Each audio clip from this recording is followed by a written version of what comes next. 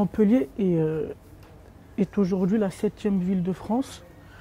Qu'a-t-elle de plus ou de moins que Marseille ou Toulouse? Marseille, c'est Paris, Marseille, Lyon, c'est la deuxième ville de France.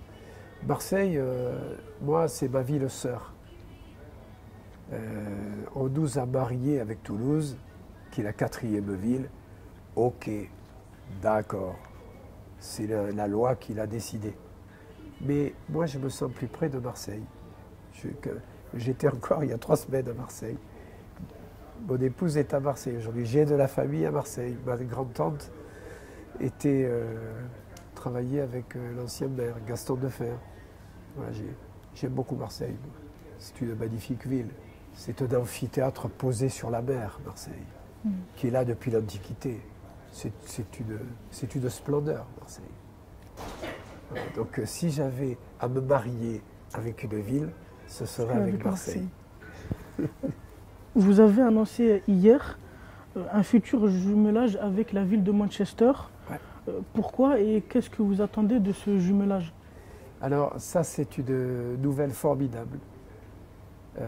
Malheureusement, je ne pourrai pas être à Londres jeudi matin parce que je suis déjà au ministère de l'économie à Paris pour pouvoir envisager avec le ministre de l'économie, Bruno Le Maire, les compensations en termes fiscaux ou financiers dont Montpellier va pouvoir bénéficier suite aux manifestations et aux dégradations de la ville. Donc tous les maires des grandes villes et des métropoles seront présents à Bercy. Et c'est la même heure où j'aurais dû me trouver à Londres pour le sommet des villes franco-britanniques, qui est une volonté du gouvernement français et du gouvernement anglais de faire rapprocher les villes après le Brexit, après la sortie de l'Angleterre de l'Europe. Et l'ambassadeur d'Angleterre, britannique, avec qui j'avais discuté il y a 1 an et demi, nous avait proposé de nous jumeler avec une ville anglaise, dont je tairai le nom, qui était aussi de très belle ville. Mais quand il nous a proposé Manchester, avec le gouvernement français, d'accord avec le gouvernement français, hein, j'ai dit OK. C'est la deuxième ville d'Angleterre, c'est les 2 magnifiques équipes de foot en Première Ligue. Ce sont les usines, c'est une ville populaire. Il y a 70 à 80 000 étudiants comme à Montpellier. C'est une zone de 3 à 4 millions d'habitants. Manchester, c'est une étoile sur notre maillot à Montpellier.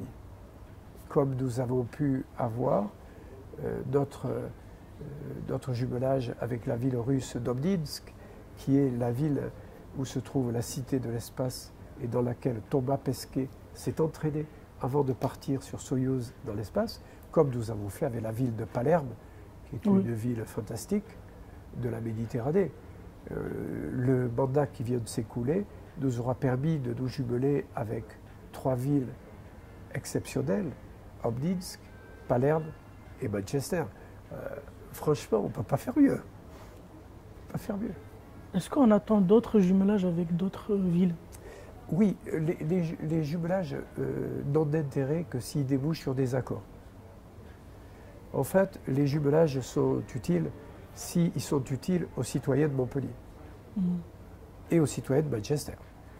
Ça veut dire qu'il peut y avoir des échanges d'étudiants, des échanges dans les entreprises, des échanges dans les orchestres pour la culture, dans les troupes de théâtre. L'intérêt, c'est faire rencontrer les peuples.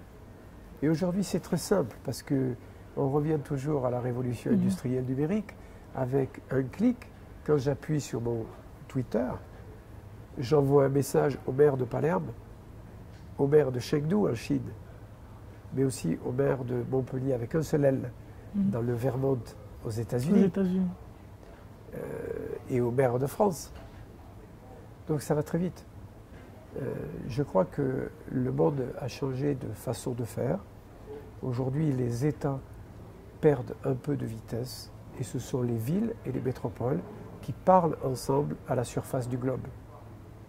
Et dans ce cadre-là, chaque citoyen peut trouver un nouveau rôle, une nouvelle zone à investir, à la fois pour son développement, pour son émancipation, pour sa culture et pour l'économie des deux pays concernés. Quelle est votre ambition pour Montpellier?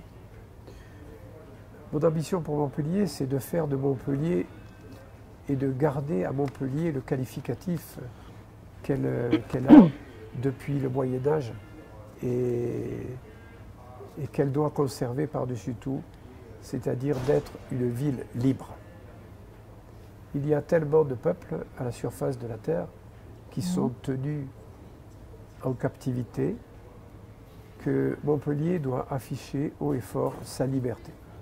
La liberté de penser, la liberté de culture, la liberté de croire ou de ne pas croire, la liberté de vivre, je dirais, de façon optimiste dans une cité qui propose à chacun un territoire nouveau d'exploration. Montpellier n'a pas eu la chance d'avoir des grosses industries comme Toulouse avec Airbus, mais nous, on a la chance d'avoir une population qui est issue de tous les pays du monde. Et ça, c'est une chance extraordinaire. Nous sommes faits pour le monde de demain. Nous avons en résumé ce que sera le monde de demain. C'est pour ça que notre laboratoire politique et social doit être regardé avec délicatesse. Et c'est ce que je m'applique de faire au niveau de nos gouvernants et des autres villes. C'est la raison pour laquelle aussi je préfère être en dehors de toutes les structures politiques qui concentrent l'action sur des dogmes et pas sur cette liberté que nous devons avoir et qui est consubstantielle de la création de Montpellier. Montpellier n'a pas de racines grecques, n'a pas de racines romaines. C'est une ville jeune du Moyen-Âge. Elle a été fondée au Xe siècle, alors que la majorité de villes datent de l'Antiquité. On est un peu des survivors, on est un peu des riders sur la wave. Il faut garder cette identité parce que c'est celle qui nous permet d'inventer, d'innover et d'être toujours à la pointe dans un monde où être conservateur est plus facile que d'être progressiste.